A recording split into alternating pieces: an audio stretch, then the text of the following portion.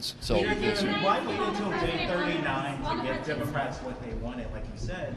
Why not do this earlier? And then where does that mean for ICE reform conversations with Democrats moving forward? Well, When a crisis stretches on for weeks, the public is told it's complicated. Negotiations take time, positions evolve, agreements require patience. But then, sometimes, a single question cuts through all of that. Not about ideology, not about policy details, just timing. Because when a solution suddenly appears after weeks of delay, it forces a basic question. Was the problem unsolvable or just unresolved? In this exchange, what begins as a routine defense of a prolonged shutdown turns into something more revealing, not because of what was said first, but because of what couldn't be clearly answered. Senator Husted from Ohio offered a very straightforward voter ID amendment, which was blocked on the floor by the Democrats, and furthermore, wasn't just blocked.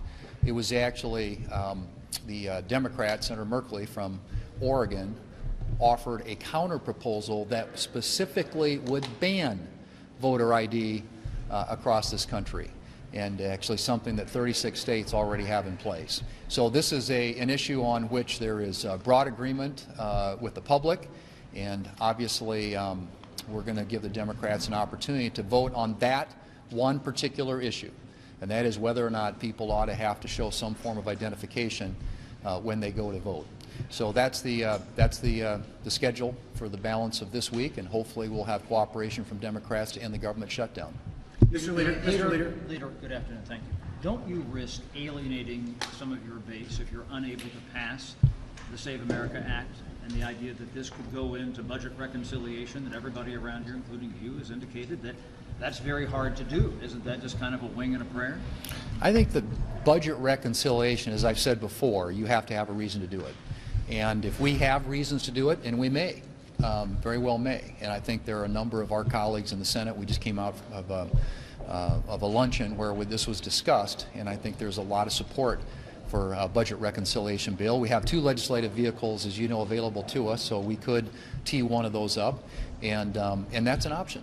And we'll see if that's what it takes to get some of these things across the finish line, and we can do it with simple majorities. We'll take a hard look at that. Did you overpromise your base, though? If you do pursue reconciliation to pass elements of the SAVE Act, do you commit to abiding by the parliamentarians' advice on what can and cannot be in there, or might you overrule her if you disagree? Well, we had, as you know, many conversations with the parliamentarian during the budget reconciliation bill that passed last summer. And I would expect that. That's an iterative process and a back and forth, sometimes trading back different ideas to see what works. But obviously the parliamentarian has a role to play in that process, and in the past we have respected it, and I would expect we would do that.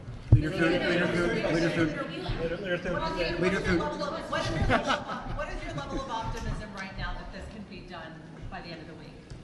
It depends. It's really in the hands of the Democrats. We're ready to move, and we believe that the legislative text is available. With consent, we could get on it, and we could do it today. The president rejected a plan similar to this over the weekend. Why did he change his mind now? Well, I think there are, obviously, maybe you can just say that my colleagues were more persuasive than I was. But I think the arguments have been made, and clearly that what we are doing here, and thanks to his work last summer and our work last summer, we pre-funded a lot of the ICE budget. And ICE agents right now and CBP agents are being paid, even though TSA is not. And that's because we pre-funded that from last summer. And so I think that, coupled with the fact that we also have possibility of a budget reconciliation bill, if we need additional, if we need to plus that up above and beyond what's already available, I think the president evidently was persuaded by those arguments. So why wait until day 39 to get Democrats what they wanted, like you said? Why not do this earlier? And then where does that mean for ICE reform conversations with Democrats moving forward? Well, I think that's going to be up to them. The reform, honestly, this has all been about reforms that they said they wanted, and we have repeatedly showed up. They have repeatedly backed away, including over this last weekend. And it became very clear to us that they really weren't interested in reforms. So if they want reforms, then they ought to figure out how to help fully fund ICE. ICE will be partially funded, CBP will be funded under this proposal.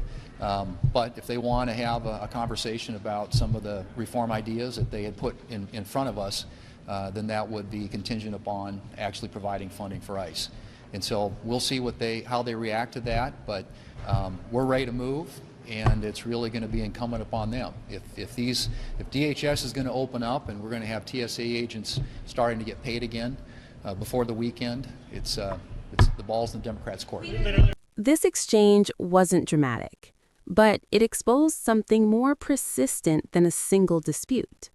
In moments like this, the issue isn't just what leaders decide, it's when they decide it. And for the public, timing is not a technical detail. It's the difference between a problem managed and a problem prolonged.